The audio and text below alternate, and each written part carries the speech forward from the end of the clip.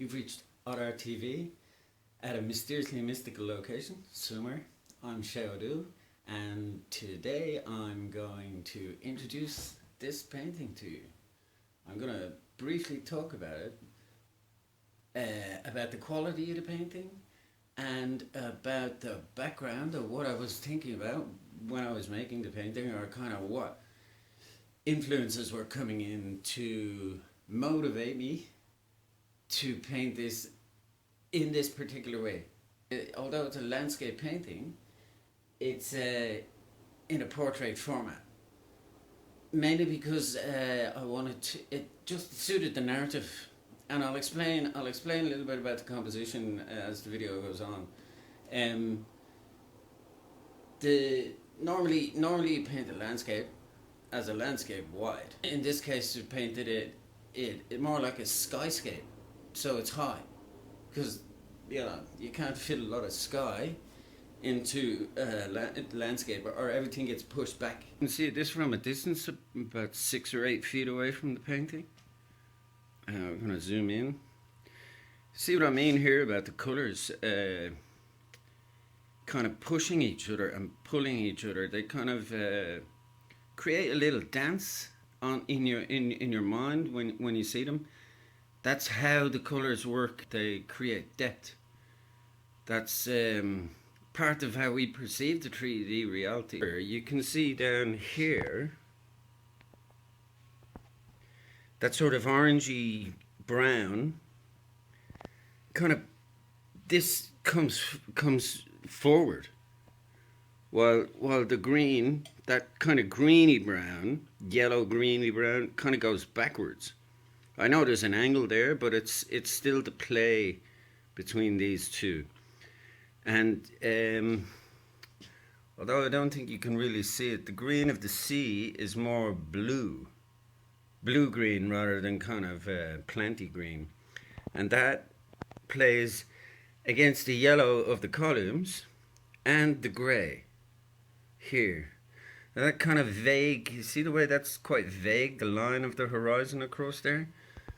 That kind of, I think it adds to the airy feeling of it, because the definition between where the horizon really is kind of undefined. You can see the yellow there in the clouds, and they kind of seem to come forward, a bit like the warmer colors are kind of coming forward, and the colder colors are going back. And the moon is kind of coming forward as well. I basically gave the glow its own personality as well, because but basically the painting is about the mystical moon, the moon on the mystical coast, so it have to have a mystical quality to it. So you can see there now the colors, they do a nice little dance. I think visually it's a playful image. You see the way it's kind of divided as well, relatively in thirds. Like in half, the horizon is cutting the image in half, and then the distance of the moon and the columns, and it's got that triangle thing going on. So the space in here in the triangle sort of takes on its own personality, and then there's the wider composition. But the painting is sort of divided into the ground section here in this square, and then into the sky section here in this sort of square. So it creates kind of an image within an image. To me, it's a skyscape, although you could say it's a sort of landscape, but it's more about the sky, and that sort of the relationship between the colors and what they define in the image, you know. Because specific colors, if you paint something like if I painted the sky green, it wouldn't look right. Although if I painted the sea blue, it might look okay. But this color, as it's supposed to be at night, kind of it gives it a quality that your mind can recognize. So and that kind of added to the whole airy feeling of the painting. Yeah, back to the painting. Yeah, the moon as a being or as a character. I've had all this imagery projected onto it by nearly every culture. And there's been so much research about the moon as a physical object, and so much other information about like the energy of the moon. And these are real columns at a real location, but because it's moon on the mystical coast, the location will have to remain mystical and mysterious. Well, anybody who knows these two columns or knows me will know where they are, but for the sake of the video, we're going to go with the mystical, mysterious bit. But the moon, in its mystical mysteriousness, it does, it inspires people on lots of levels. Like there's the science, the mythology, and there's the personal time that individuals spend looking at the moon and the landscape, making photographs of the moon, studying the moon for astronomy, astrology.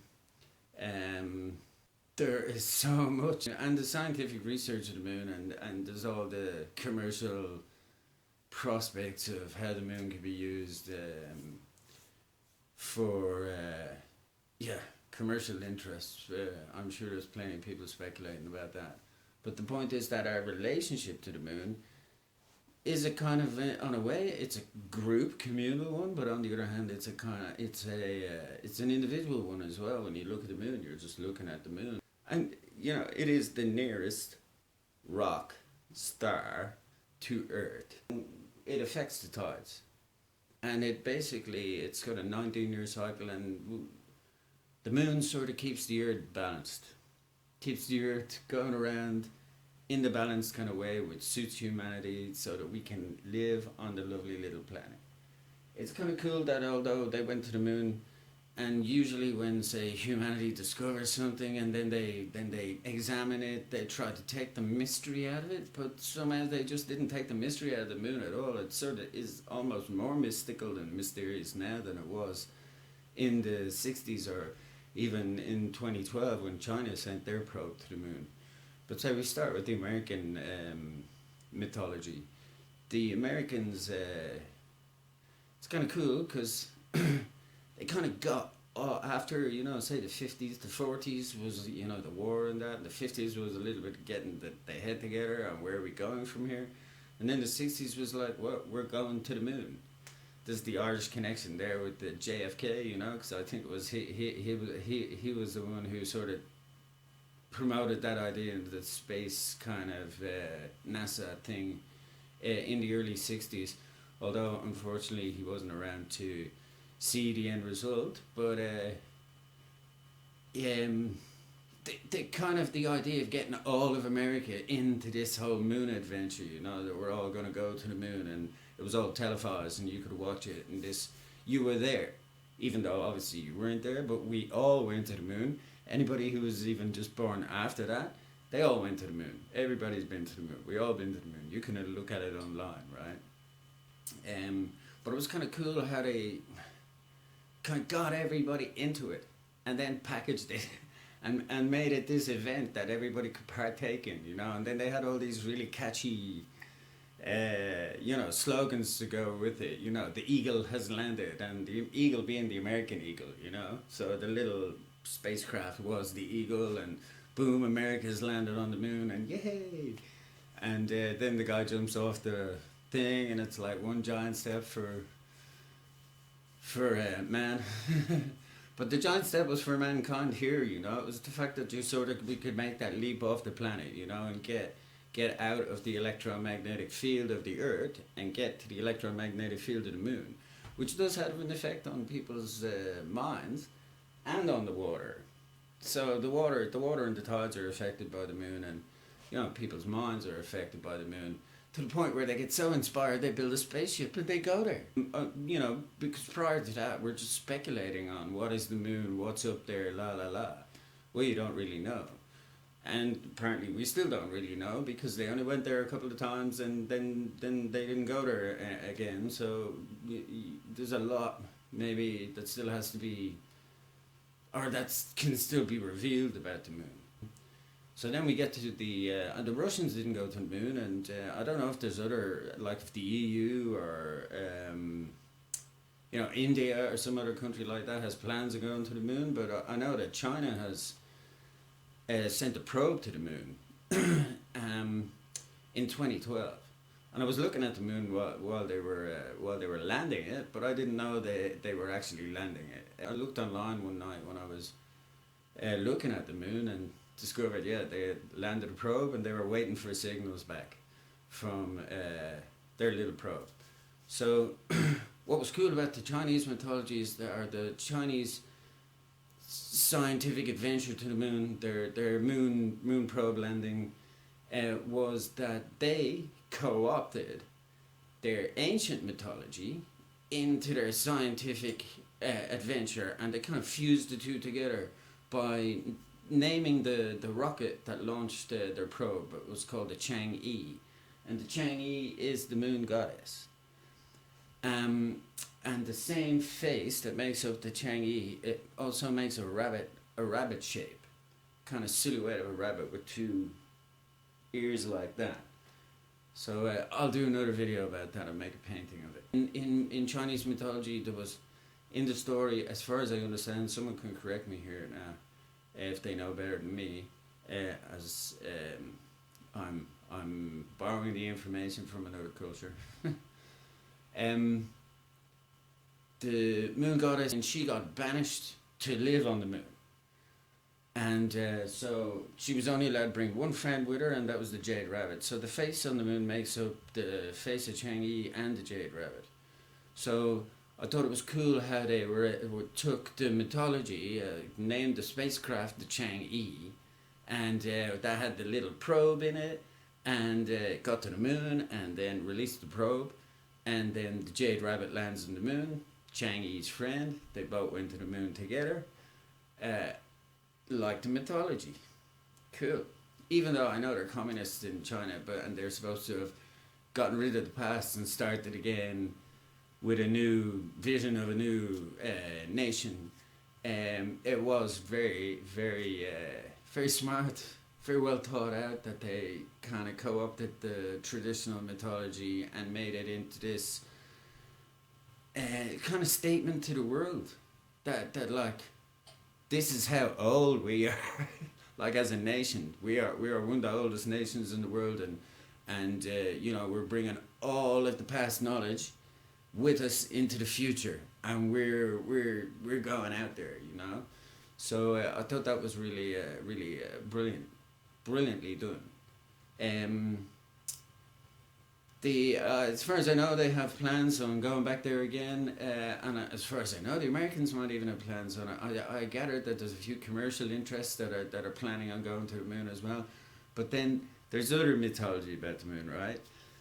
For example, if you go online and you look about the moon, you will find a ton of stuff that is like, some of it is called, some of it is official and some of it is unofficial. Some of the unofficial narratives, for example, is that we didn't go to the moon, that nobody went to the moon, they just pretended they went to the moon. I don't know if this is true or not. It's not really important to me if it's true or not. I'm not interested in that. What I'm interested in is the extra mythology about the moon. So, on one hand, we all had the experience, we went to the moon, and then there's a load of people who analysed all of the research and the footage and that, and they say, well, this is not possible that it was, that it was real. Fair enough. I just think it's cool that there's this, that so many people have done all this research about, the alternative narrative that no, we didn't go to the moon, it was all, what they call a hoax. I'm not saying it was a hoax, I don't know. It's not even important to me. What's important is, one way or the other, whether they went to the moon or not in America. If they didn't go to the moon, it's almost more amazing than if they did go to the moon. Because if they convinced everybody that they went to the moon, but they didn't go to the moon, I think that's amazing. That's nearly more amazing than actually going to the moon. Just that they convinced everybody we did that. But anyway, on the other hand, so you got the Chinese narrative. Well, they didn't send a person there; they just sent a machine. So they're no one's disputing whether they went there or not. But the interesting thing is why they only sent a probe. Well, I don't know if they have the technology to send a person, but they sent a probe to do some research there. There is other speculation online that the moon is a soul recycling center, that there are aliens on the moon, that the moon is a hollow spaceship that was brought there through a time portal, and loads of other speculation about the moon. What do I know? I think it's all really interesting just to know it. I don't care about believing anything. I just want to know, oh, that's an interesting thing to know, that's an interesting thing to know. I don't believe anything. I just take it all as knowledge. Information that I know about the moon. The moon, that is one of my favourite subjects in art, and so I'm going to make more videos about the moon, but I thought this one I would briefly sort of open open the portal, open the gateway to the moon and my moon paintings. It's not the only thing I paint, but it is one of the central characters in the paintings that I make. So I have a number of other paintings that I'm going to discuss as well, and then I might even just repeat some of the stuff that I've spoken in this video, just because it is interesting and it feeds back into it again. But mainly the point that the mythology is always changing, like, and so we have our own personal mythology about the moon. And then there's sort of national mythologies and social sort of society mythologies and you know, like national mythologies, and some of them are ancient and some of them are modern, but basically the moon is always this kind of central figure in our human experience, and it is, like I said, a rock star. It's a rock and it's a star. It's a rock. So she is a rock star, and she has a very distinct look. She always looks like a kind of I'm going to talk about this again. She almost looks like a kind of, you know, silver screen kind of leading lady. I think that's where a lot of that imagery has, that kind of moon quality to it. I'm going to discuss that in another video. Okay, right, the video is going on long enough. Thank you very much for spending the time watching this. I hope it was interesting, and I hope I want to make other equally well interesting videos. I have to watch it back and see what it looks like. Basically, yeah, about where I'm just going to talk about painting and then talk about stuff that was going on while I was painting it, the kind of wider context that it was painted in, not necessarily what the picture themselves is about, but just what the overall kind of thinking behind them is. So, yeah, I hope it's interesting to you. The final conclusion is that, in the video, since we have to get to a conclusion, right? The conclusion is that the moon possibly not only inspires people to look into it and examine and research it, but also possibly is sort of, in a way, sending us the energy to do that. The electromagnetic energy coming from the moon is kind of inspiring people in a creative lunacy, where they get dragged into this moon narrative, and then they do stuff to examine the moon, and then they go and tell everybody about the moon, but they never say, hey, the moon told me to tell you this. And I'm not saying the moon told me to tell you this, but the moon told me to tell you this. Oh yeah, I have to have a sense of humor, you know. And that's another thing about it, being an artist. You do have to have a sense of humor and a sense of that yeah, it's a great adventure. So, final conclusion, the great adventure, not only of art, but of the moon, shall be continued. Hopefully within a week I'll make a video, but hey, who knows. Shay-od for RRTV at a mysteriously mystical location, somewhere, near the moon, but not so near the moon. Not so near the moon that it would cause an earthly imbalance or anything unproductive to happen. So, I'd like to thank the moon, I'd like to thank you, I'd like to thank the paint, I'd like to thank the canvas, and I would like to thank all of the space in between all of us, and how it all somehow comes together. Okay, yeah, Shay-od for RRTV at a mysteriously mystical location. Thank you. Have a great day. Have a wonderful everything.